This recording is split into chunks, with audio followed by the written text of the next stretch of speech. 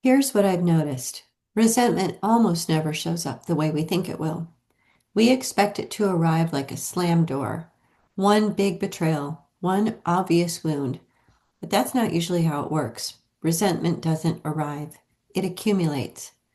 It builds in the small moments, a look, a tone, a thing someone said that didn't sit right, and you let it go. A thing you didn't say back because it didn't feel worth it in the moment. None of it dramatic on its own, but it doesn't disappear. It settles somewhere and it waits. And then one day you notice you've got a story running about this person, about what they're like, about what they always do and what they never do. And you may not even be able to remember the day it started. I'm Robin Quinn Keene, and this is the Liberated Life Podcast. If you're new here, or if you're coming back after a while, welcome. This is a show about what happens underneath our conversations and our relationships, the things that quietly run in the background when we're not looking. Today, I want to talk about how resentment actually builds, not the big explosion, the slow accumulation before it. Because once you can see how it builds, you can do something about it. You can liberate yourself and others from it. Let's get into it. I want to start with a story. A while back, I planned a trip to Seaside, Oregon, a beach trip. One of those trips that, at least in your mind, is supposed to feel light. Family, ocean air, walking on the sand, coffee in the morning, meals together, a little chaos, but good chaos. And before I say anything else, I want to be clear. This is not a story about villainizing anyone. That's not the point. The point is to show how resentment builds when there are too many small moments that don't get named, because that's usually how it happens. Not a big dramatic moment, a pileup. So we had planned this trip, and what I thought I was walking into was one version of the trip. But then there were more people than I planned on for the weekend. 7 guests total, and 4 of them were people I hadn't really planned on. And that matters, not because extra people are bad, not because guests are overwhelming, but because when expectations change and nobody really talks about it, you're just trying to catch up. You're recalculating. Where's everyone going to sleep? What food do we have? What food do we need? How much privacy do we have? What's the rhythm now? And sometimes, as the person who tends to adjust, you start adjusting before you even realize you're doing it. And then there was the tone, a disrespectful tone. And again, this is where it gets tricky.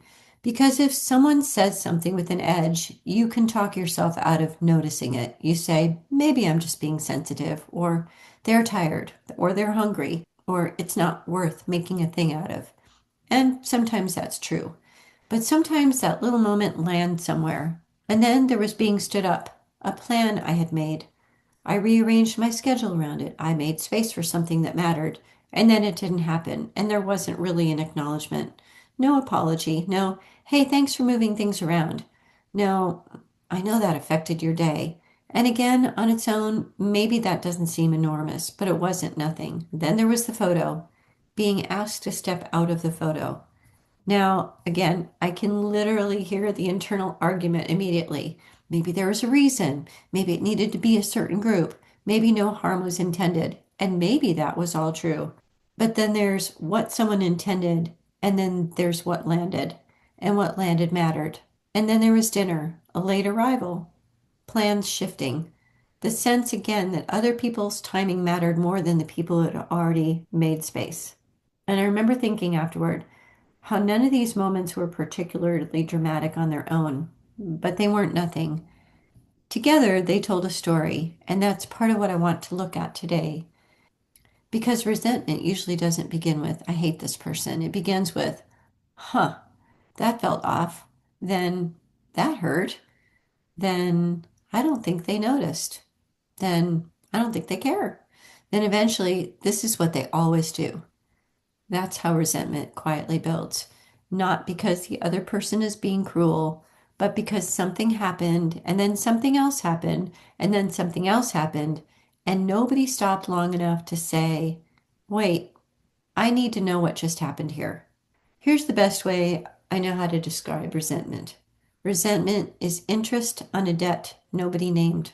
Something happened, something felt off, something cost you something. Maybe it cost you time. Maybe it cost you energy. Maybe it cost you dignity. Maybe it cost you the feeling of being considered. But instead of saying anything or naming it, you absorbed it. You made the adjustment. You swallowed the sentence.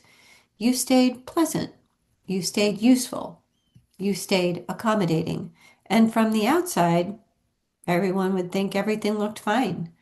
But on the inside, something got filed away. And that's the part I don't think we talk about enough.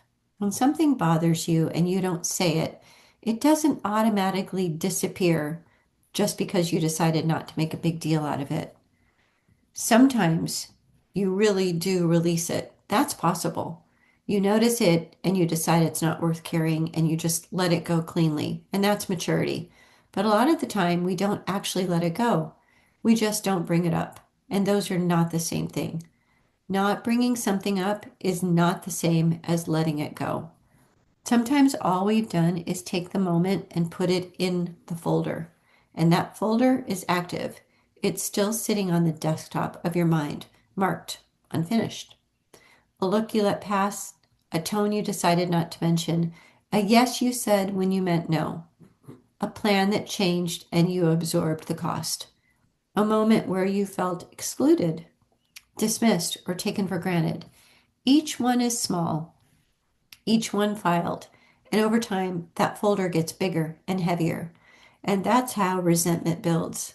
The thing you tolerate doesn't leave, it compounds. And this is especially true for people who are capable, responsible, emotionally aware, and used to keeping things moving.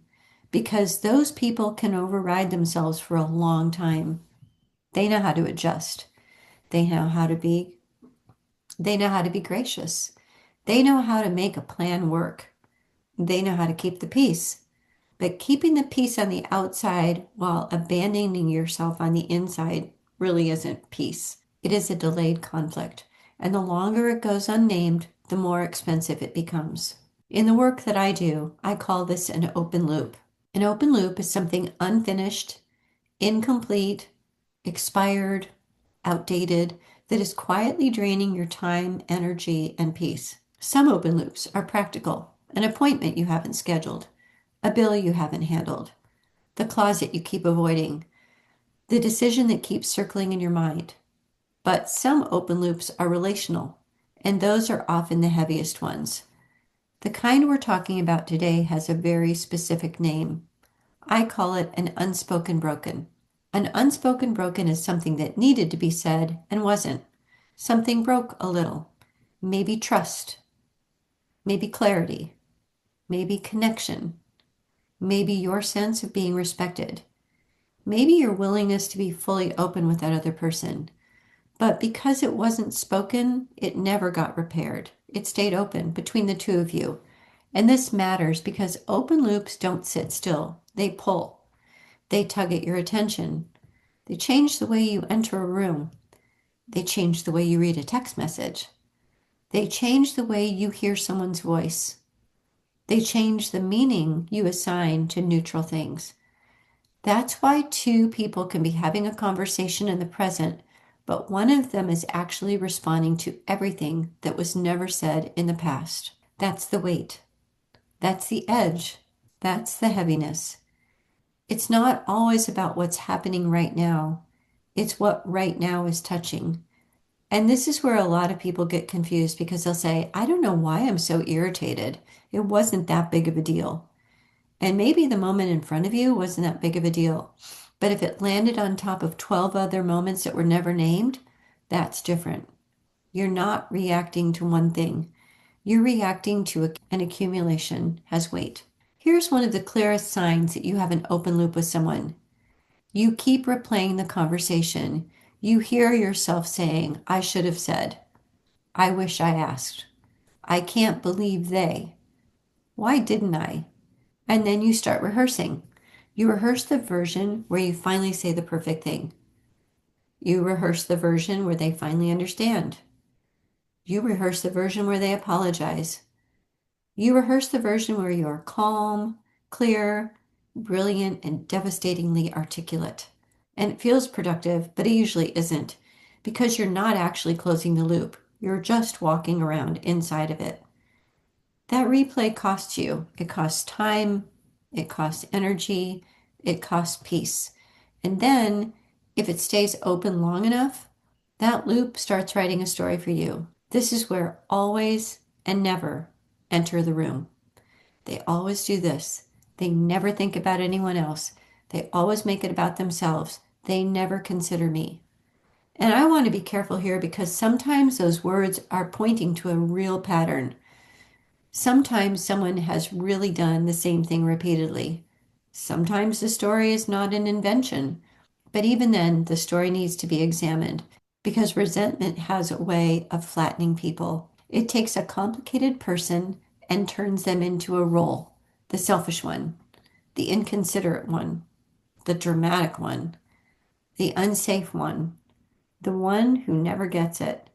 And once someone becomes a role in your mind, it's very hard to relate to that real person in front of you. You're not really responding to them anymore. You're responding to that file, the file marked unfinished. And that file might contain 10 years of moments, some true, some interpreted, some misunderstood, many never clarified, some that could have been repaired if they'd been spoken sooner. And that's why resentment is so expensive.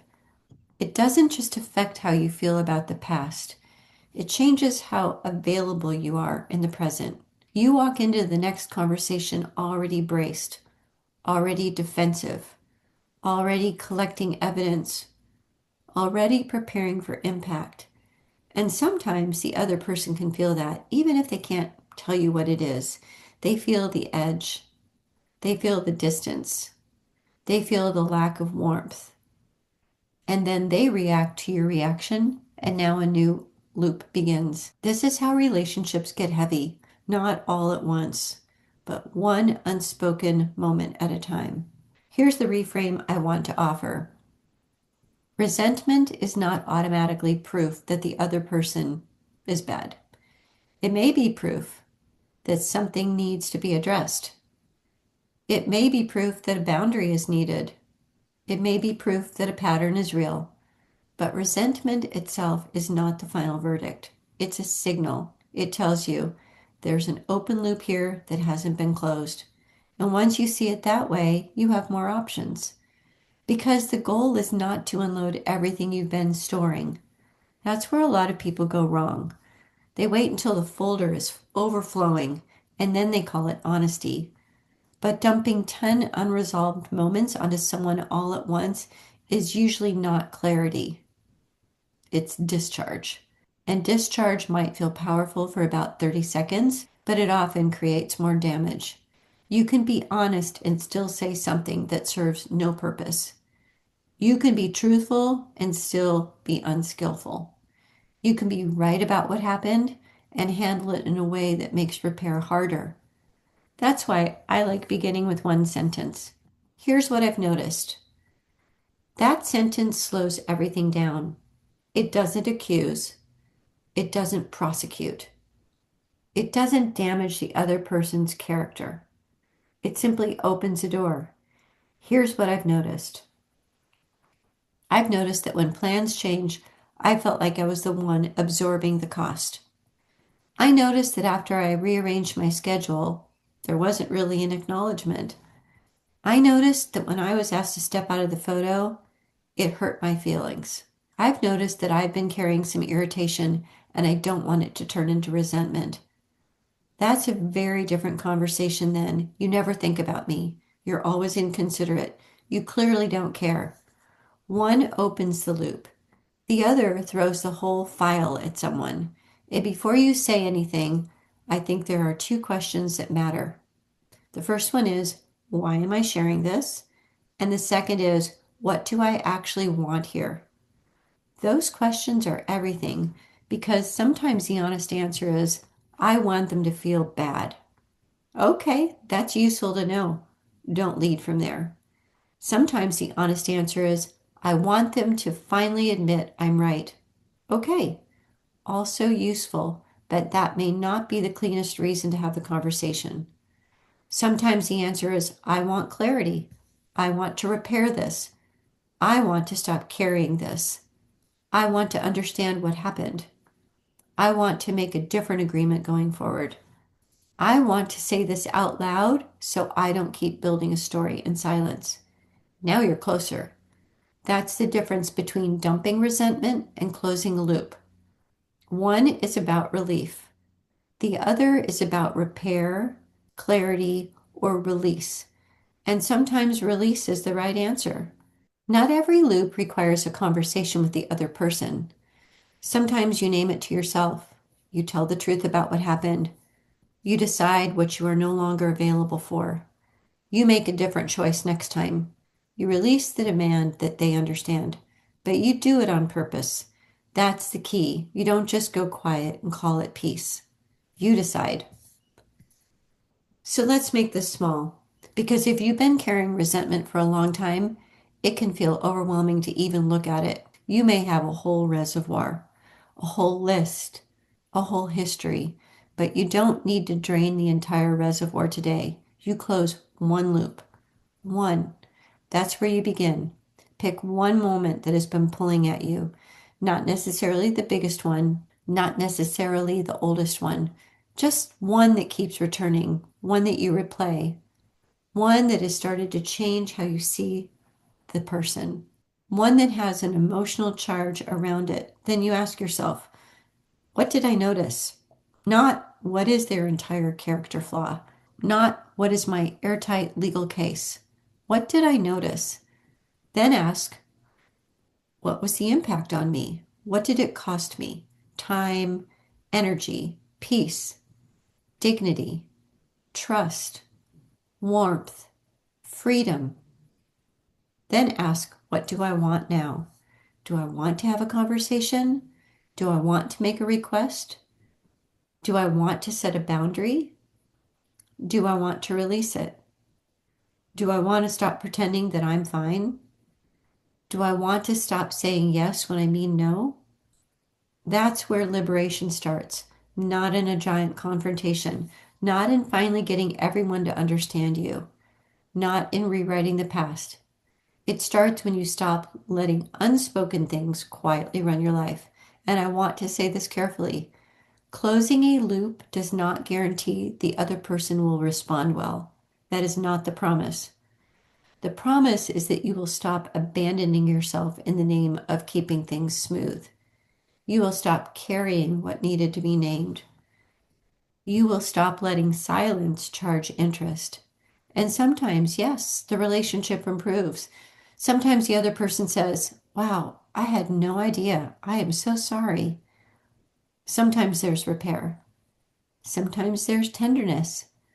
Sometimes there's a better agreement going forward, and sometimes there isn't. Sometimes the other person deflects and defends. Sometimes they minimize. Sometimes they're not able or willing to have the conversation you hope for. But even then, something changes because you are no longer pretending not to know what you know. You are no longer outsourcing your piece to their response. You've taken the loop seriously. You have told yourself the truth, and that matters. Closing one loop proves something to yourself. I don't have to carry this forever. I can notice it. I can name it. I can choose. I can speak.